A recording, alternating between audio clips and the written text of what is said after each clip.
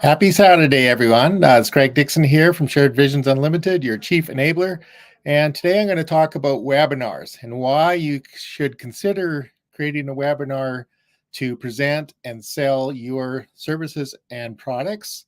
And I'm just going to say a lot of people resist the idea of doing a webinar for various reasons.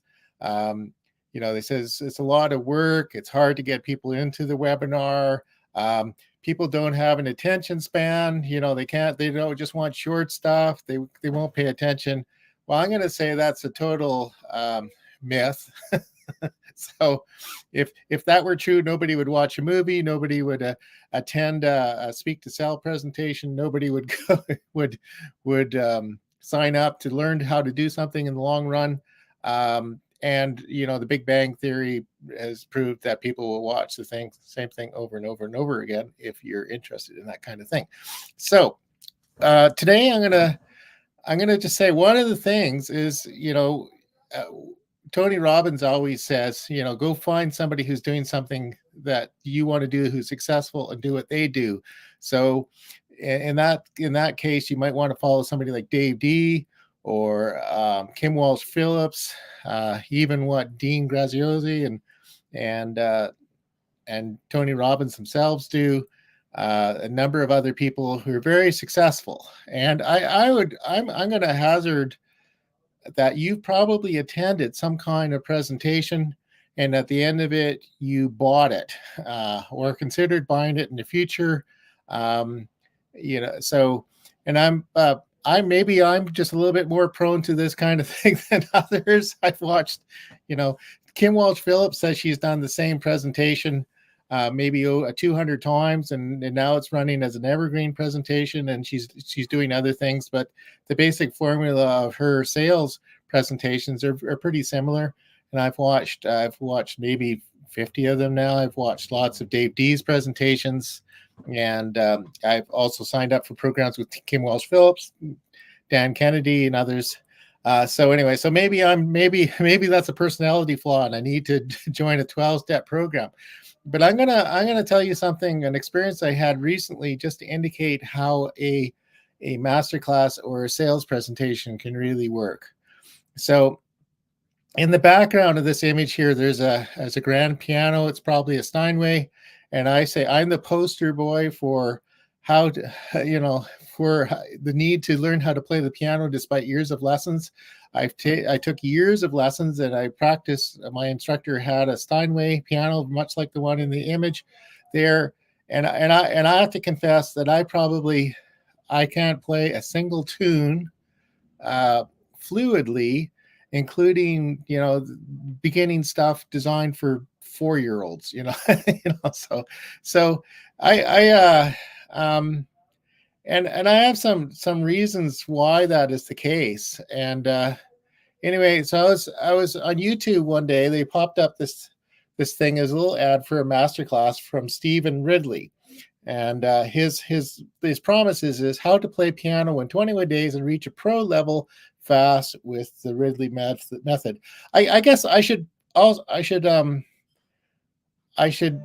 preface what I said about the piano by saying I've played drums professionally for decades, and I've also got up on stage and played bass, and I got paid for it. I don't think I'm really a top bass player, but I could play well enough, and I've been paid for it. So professional bass player. So there we go. So anyway, so I signed up for this masterclass because he said he was going to teach me 10 ways overcoming 10 problems that interfere with how I with learning how to play the piano and enjoying it. So anyway, okay, fabulous. So basically his method was, he's very charming, charismatic. He's like Niall off The Voice, just almost irresistibly charming. And anyway, he went through all of his 10 things or issues that I had. He started off, playing a melody, a popular song with one finger, then adding 2 fingers and more fingers, left hand, right hand, rhythm. And one time he said, if you're learning songs, he demonstrated that there's 4 chord progression, and that if you learn those 4 chords, you can play along with thousands of songs, which is absolutely true. You go to YouTube, you can find medleys of four, a whole pile of songs based on the same 4 chords. So that's absolutely true. And the other thing that really got me is everything he talked about is how I treat playing the drums professionally, and also bass somewhat, and also and I think that's how most musicians play. Like, for example, um, members of most of the bands that you like, all the bands. I grew up in the 60s and the 70s, and so Led Zeppelin and um, the Guess Who, all those bands, and they people wonder, says, well, most of those guys didn't have any formal music training. I'm pretty sure Burton Cummings. Well, Burton Cummings may have done the Royal Conservatory stuff on his piano, but that's not what makes him a top-notch entertainer and professional musician. So the couple of issues that Stephen Ridley come up with, hands problem, and I have I can play the guitar and I can play the bass, but I have trouble. Like, I turn it around and my fingers don't work, and and all that kind of thing are problems. And he had some exercises to deal with that. So really, he went from the beginning to end. It was it's a little bit more than an hour presentation, and he addressed all the stuff. And I was absolutely convinced that if I signed up for his method, that I would make way more progress, probably in a month, with his system than I'd had for years and years doing more formal piano instruction. So the only reason I didn't sign up for it was I didn't have the money. So, and just to give you an idea, I think from the numbers, there was something like 10,000 people had signed up for this masterclass. And at the end of it, he sits there and answers questions, and they pop up all the ones that had bought it. So you can see as they're buying it, and it's like popcorn. So I would say every time he does this masterclass presentation, he probably sells maybe 200 or 300 memberships at $1,500 a pop. And I think the first one was $2,500, and the last one over Christmas was $1,500 that I saw. So that's a lot of money. It's an awful lot of money. And it doesn't have to be very complex either. I've seen fairly long presentations, elaborate sales letters, and at the end result, you said by the time you've gone through the whole thing, this is the thing with the sales letters, by the time you've gone through the presentation, you've gone through the sales letter, you're pretty sure you want that thing, and you're what's going to do for you, and you have a price in mind, what it's worth. And many of these things that come up, and you say, well, oh geez, I would probably, that's probably worth $10,000, but I could pay $500 for it. And then some things are surprising, like it could be at the end of it, it says, wow, we used to sell this for $300 and now it's available for $27, right? And it says, well, at this point here, like, who's not going to hold your credit card to the screen and buy something for $27 that is going to help you? And that because you've gone through the presentation, you've gone through the webinar. So that is the big thing. So and if you think $27 is not going to get you anywhere, just think if you sold a million of those at $27 a pop, that's 27 million, and there are people who are doing that monthly or more. So it's worth the trouble. The other thing why I think it's really worthwhile to consider putting together a presentation as a webinar or a speak to sell presentation is, once you get that down, once you get your presentation down, you can do it over and over and over and over again. And if you need to do, I know some of you are probably doing networking and you go in and sometimes you get asked to do like a 15-minute presentation. Well, you can take that longer presentation and you can pare it down and do it in 15 minutes. Or you can do it, sometimes you can chain it. You can have a short presentation, and then that takes you get somebody to sign up for a short presentation, and then they watch that. And if they want to know more, go to a longer presentation. Some people, if they're selling personal services, maybe what they're trying to do is get people to sign up to make an appointment with you. But the point is, you want people, by the time they've made an appointment with you, they just really want to work out the details. They already know everything that they need to know and have had most of their questions answered. So it really is worthwhile. I'm not going to go over with it too much detail here, but I created an article yesterday called the webinar funnel. And I just said what goes into a typical webinar funnel. And I'm just gonna say this out front. If you don't have something, a service or a product that people want, it doesn't matter what you do. You can't talk them into it, or if you do talk them into it, you're going to get for refunds. So you have to get your product and service really set up ahead. You have to know that people want it. So the exercise is not so much convincing them that they need it, is getting the information to them about you to make a decision.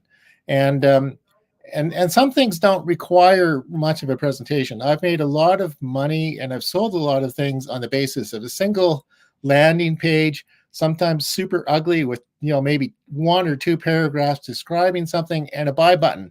So if somebody wants that thing, if they want to, I've made some money on reviews of things like Tony Buzan's mind map book.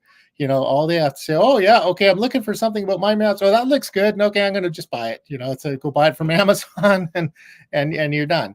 And same thing with concert tickets, theater tickets. Basically a landing page with enough information to know that they're at the right spot. That's the thing they want. And a link to buy tickets, and that's all you need. But most things need more time. They need more explanation. You're not going to get somebody to sign up to spend maybe $10,000 with you. Or we have a client who wants is offering a service to an entire school district, and you're not going to do that in a 15-minute presentation. You need something more elaborate.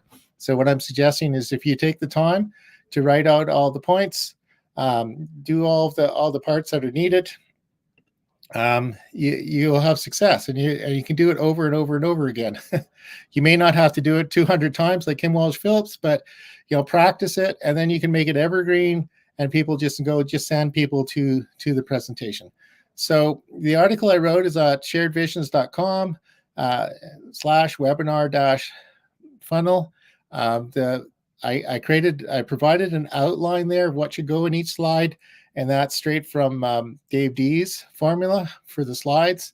I would say you might look at them and you say you might not need some of them, and that might be true, but at least look at the list and consider what's there. And going back to the landing page thing, is the funnel, an important part of the funnel. One is you need to have a landing page that convince people that they're the right spot and get them to sign up, register for your webinar or your presentation or whatever it is. The other part is getting them there. So how do you get them there? You get them there with networking meetings. You say, here's the link. You might do some paid advertising. You do social media posts. You might put little ads in print publications, all sorts of things, radio ads, all that stuff. The whole point is you get them to a single point, a registration point, and then they sign up. And the other component that is described in the article there is the follow-up. So after they've attended your presentation, chances are that some of them may actually hold their credit card to the screen and buy it right on the spot, but many won't. And so there's a nurture sequence that you could follow up. For one, in the very least, you should follow up with thank you for attending, and maybe some information, maybe an offer to have an appointment with you, or you could offer the replay, send them the replay so they can watch it again. And some people, if you're doing a scheduled presentation, people sign up for things and they can't always attend. I know it's a busy schedule. So the other thing is to follow up. You can have an email sequence that you go out, and it could be a few, or it could go on for a year, whatever. And things that you can include in the sequence, the follow-up sequence, are maybe if you had a question and answer session, you can put in answers to commonly frequently asked questions. You can put those in an email.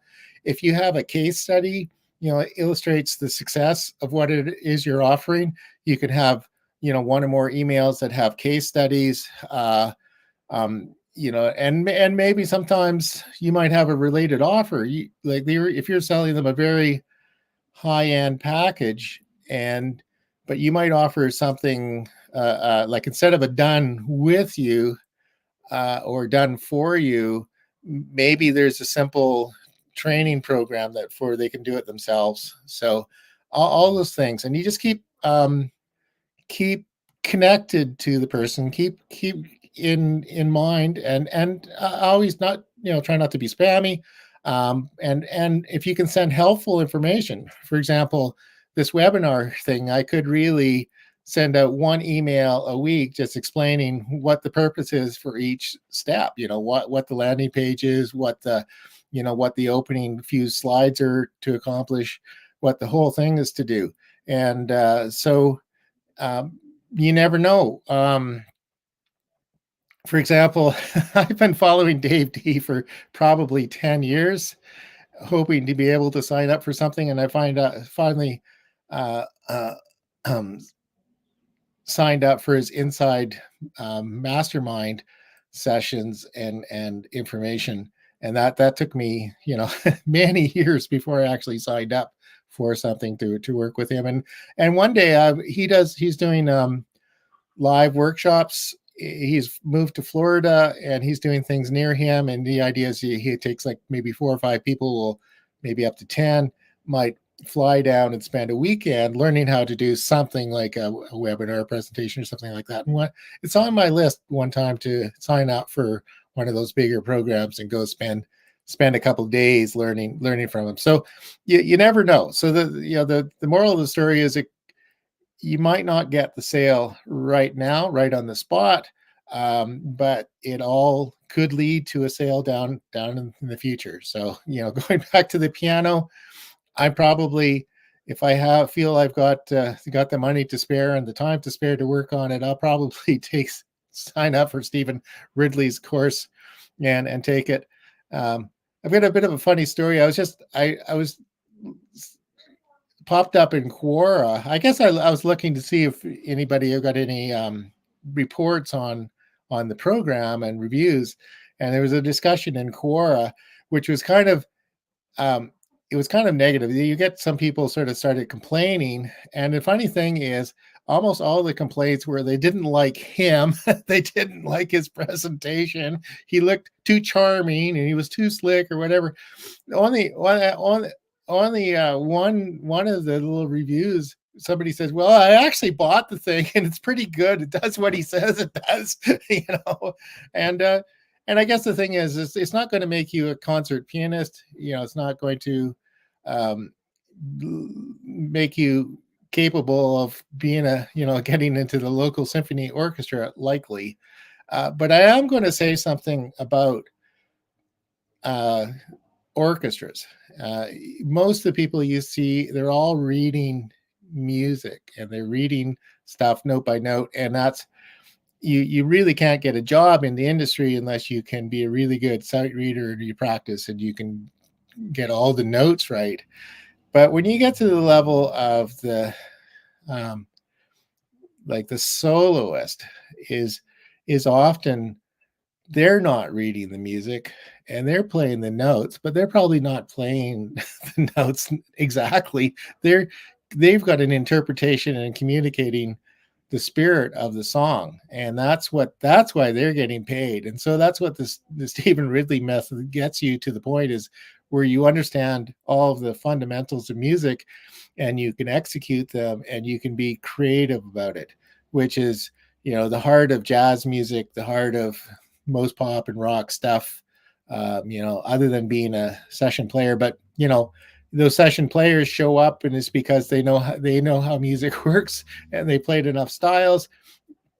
Basically they need a couple of notes, what the key is, what the chord progression is, what the feel is, and where the breaks are, and all of a sudden, it takes, you know 3 minutes, a couple of minutes to communicate the song to a really seasoned professional, whereas an amateur will never figure it out. Yeah, and you can't do it by sight reading. So anyway, so that's my mission for today, is to convince you that you should think about doing a webinar and a webinar funnel. And I'm available. You can read the article there, and I'm available to talk about what kind of thing you might want to present in a webinar. And the little note here, the little banner says simple webinar funnel, and it is simple because the components are relatively straightforward, and it's something that, like, I could probably create a webinar, create the landing page, create all the stuff in a day, and get it up and launched. So it's not something you're going to have to do 10 years of hard labor to get done, but all those little pieces have their own complexities. And it's one of the things, if it's all new, and if you're and some even a larger company, if you've got a graphics design person you're trying to coordinate with, and a copywriter you're trying to coordinate with, and somebody who knows how to do the landing pages, and somebody who knows how to do email sequences, it can be a lot of work to coordinate all that stuff. I'm kind of a one-shop stop.